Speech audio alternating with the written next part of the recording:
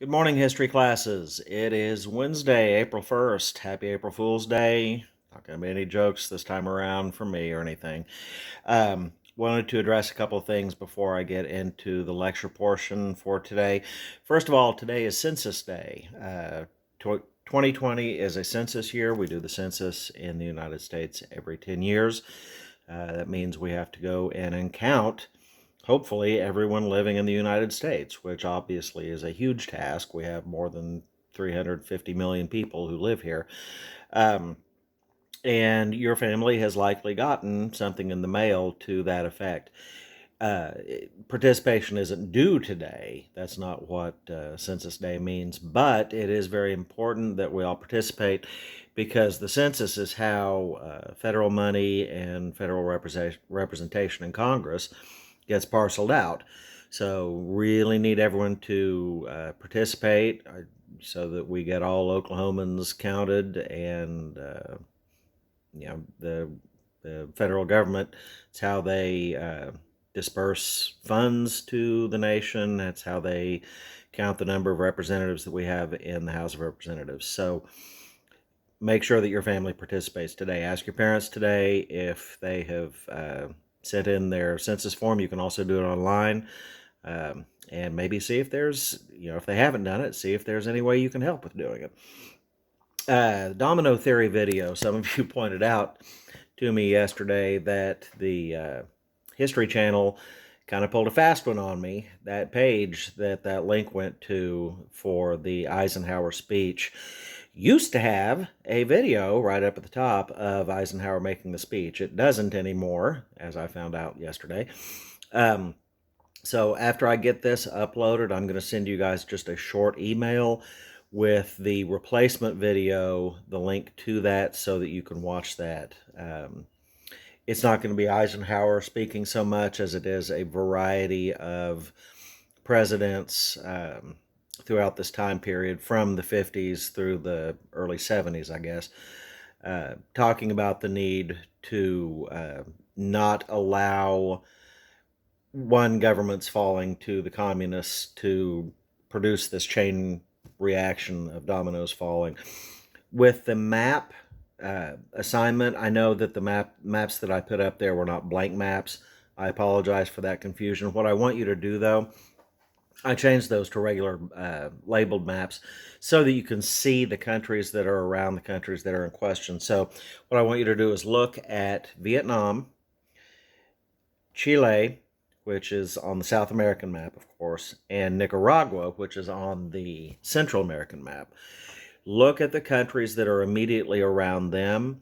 Tell me what countries were at risk if these countries fell to communism or socialism in the view of the American government. And I included Chile and Nicaragua because those were countries where the democratic process, the people of those countries had voted in socialist or communist governments that were then opposed by the United States, and in the case of Chile, overthrown in favor of a U.S.-friendly dictator because of the domino theory, and because the United States was worried about the countries around Chile and Nicaragua falling to communist or socialist influence. Okay, so just do that on those maps. Again, I apologize for not having changed the wording on the assignment page. Okay, so census, domino theory replacement video, map assignment. Okay, so getting into Vietnam again, or back into Vietnam. So we've talked a little bit about French control over a large number of years in what was called French Indochina at that point, which included Vietnam, Laos, Cambodia. World War II temporarily interrupted that colonial control by France in that area of the world because Japan took over what had been called French Indochina. Then, with the end of World War II and Japan's defeat, France had the idea that they were going to go in and just reestablish their colonial control over this area. The Vietnamese had a different idea about that. They had the freedom fighter Ho Chi Minh, who had spent several decades exiled from the country. He was a nationalist. He wanted a free Vietnam, not under the control of French colonial forces. And so then during this period of exile, he looked around. He was looking for supporters in the Western world who could help him create this free Vietnam. The only real support that he got from that was from members of the Communist Party worldwide. So Ho became a communist, and then when he went back to Vietnam to fight for independence, he brought communist ideology with him.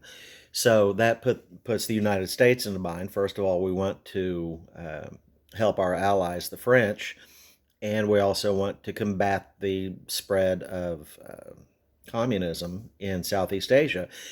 That's going to run straight up against our professed ideals of free people living freely, which is not what they were able to do under French colonialism. So the United States has a choice to make, and Truman we see making the choice to go ahead and stick with the French and fight against the communists. Okay, so America opposes communism in Vietnam. During the Battle of Dien Bien Phu, France appealed to the United States for military support.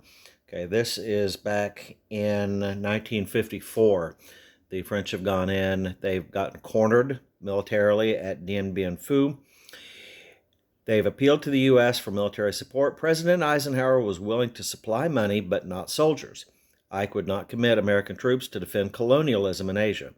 Nevertheless, the president firmly supported a new anti-communist government of South Vietnam.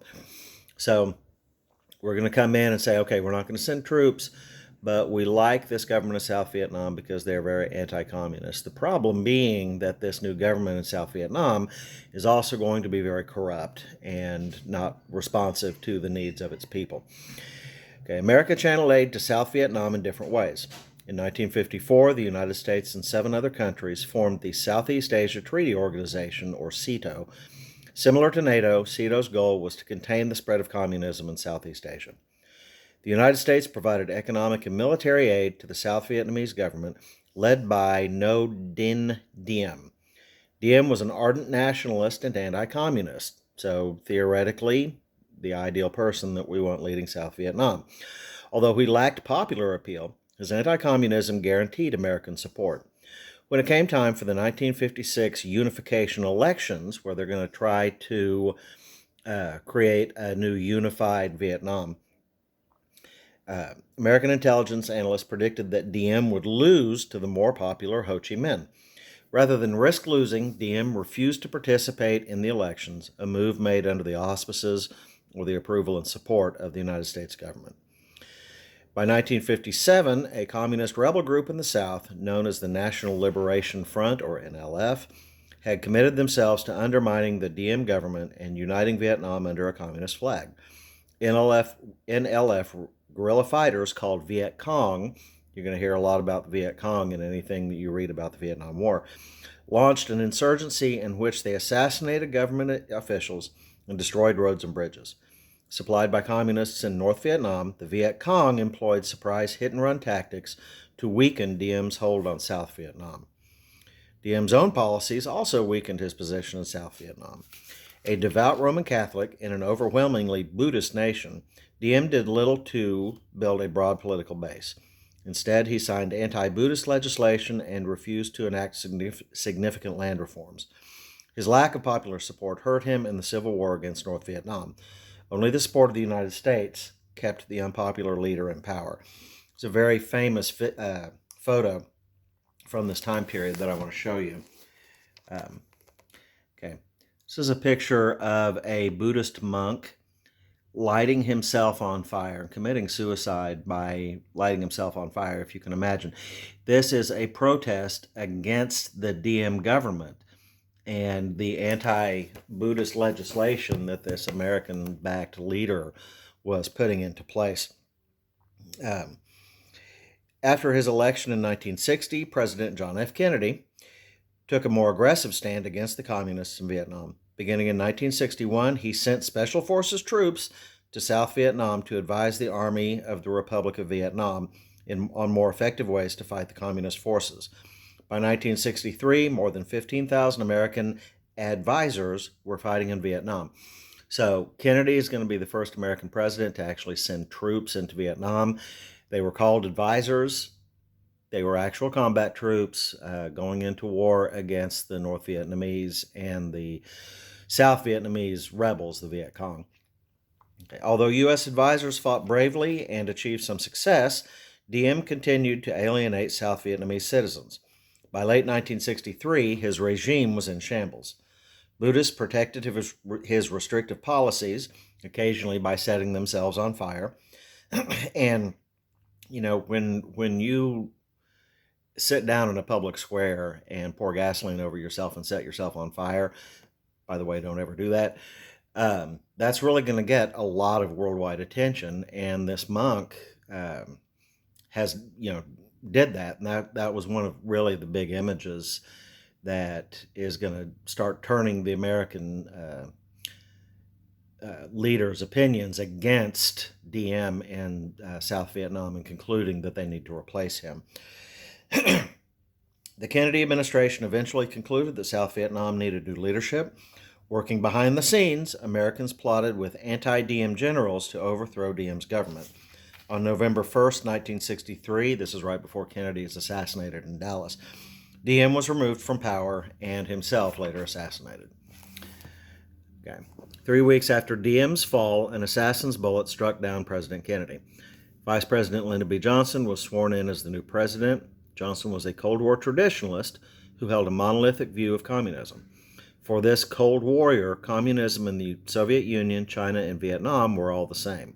He did not recognize subtle differences. He also knew that American people expected victory in Vietnam. One of those subtle differences would have been the fact that Ho Chi Minh's communists in North Vietnam were had originally been trying to free themselves from French colonial control. And they didn't so much see, and still don't so much see, the United States as an anti-communist force during the conflict in Vietnam, but as a colonizing force. And we had originally gone into Vietnam as allies of the French, who were the colonizing forces in Vietnam. And so that's how we were seen. We were seen as people, as soldiers and troops who were trying to keep Vietnam subjugated to French colonial control, which is one reason that they fought back as hard as they did. For them, it wasn't so much a matter of communism versus capitalism, but it was a matter of creating a free Vietnam in control of its own destiny. Okay, 1964, President Johnson faced his first crisis in Vietnam. On August 2nd, North Vietnamese torpedo boats fired on the American destroyer USS Maddox as it patrolled the Gulf of Tonkin off the coast of North Vietnam. The Maddox was not hit, and it returned fire on the North Vietnamese boat. Johnson promptly responded to the attack and to other North Vietnamese provocations. He announced that aggression by terror against peaceful villages of South Vietnam has now been joined by open aggression on the high seas against the United States of America. Troubled by increasing strikes against an American ally, Johnson ordered an airstrike against North Vietnam.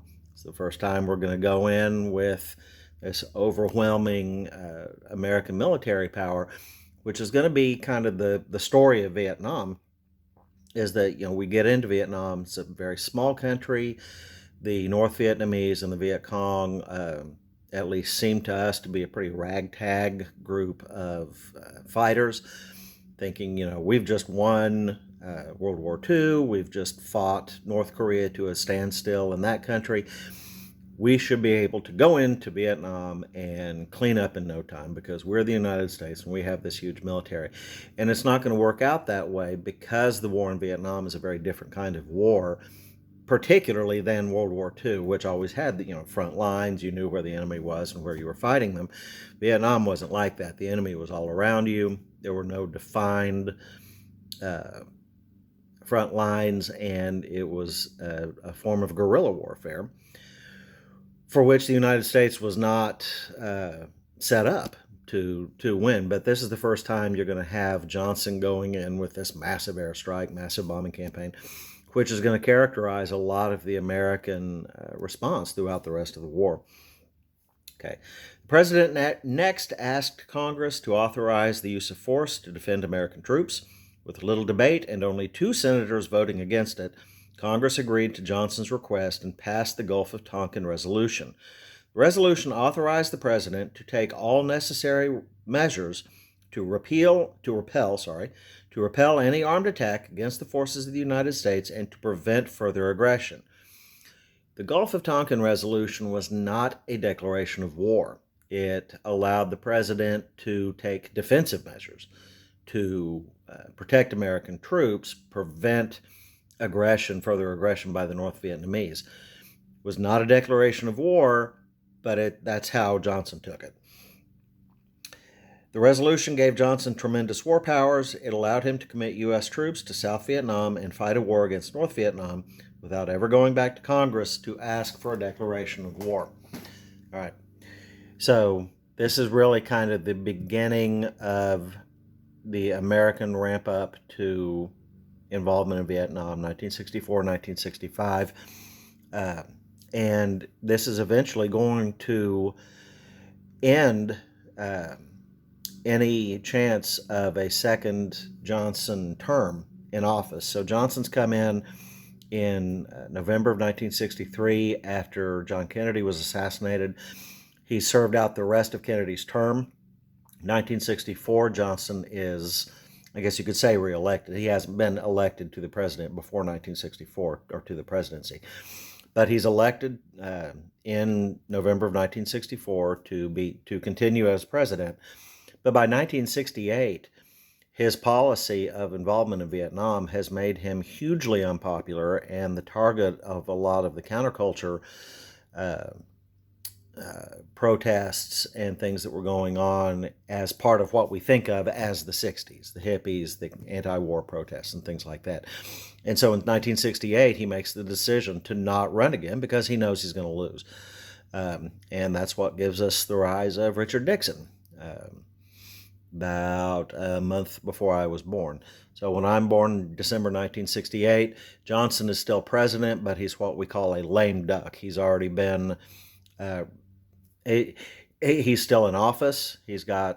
So December 10th, 1968, Johnson still has about a month to go left in office, but Nixon has already been elected in November 1968. So anyway, that kind of puts you in the time frame we're getting now into the time frame of my life. Anyway, guys, hope y'all are well. Email me with any questions. Hopefully the beginning of this video has answered some questions for you, okay? Talk to you soon.